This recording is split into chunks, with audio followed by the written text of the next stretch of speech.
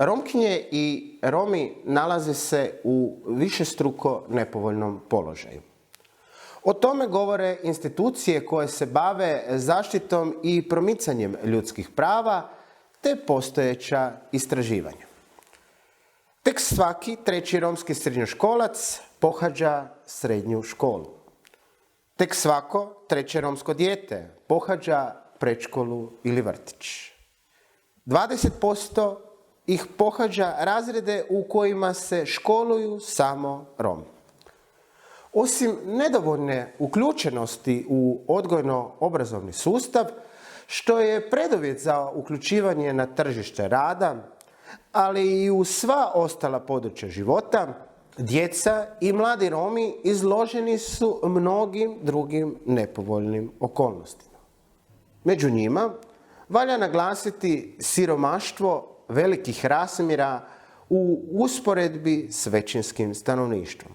Također, tu je i segregiranost te velika materijalna deprivacija u samim naseljima, kao i stambenim objektima u kojima Romi žive. Sve okolnosti doprinose tome da Romi vode isključen i materijalno depriviran život.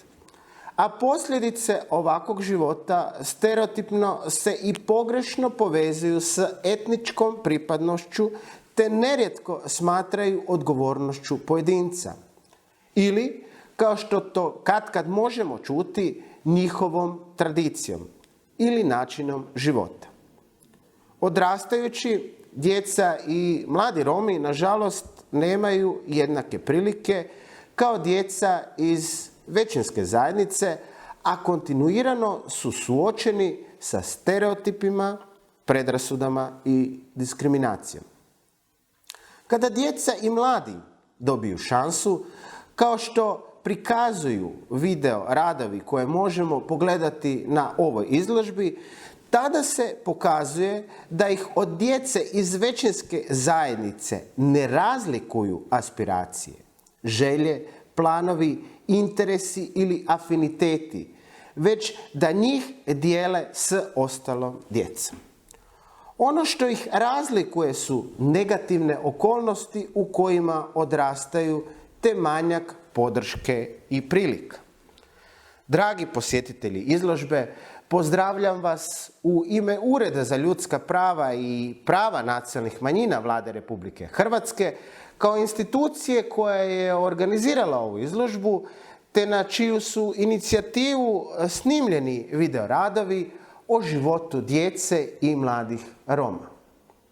Kroz priče Antonije, Melanije, Stivena, Željke, Nenada i Aleksandra nastojali smo gledateljima približiti život romske djece i mladih te pokazati kako su djeca i mladi Romi, kada imaju priliku, samo djeca i mladi, sa svojim individualnim željama i nadanjima. Upoznajte ih. Zajednički stvorimo prilike za njih.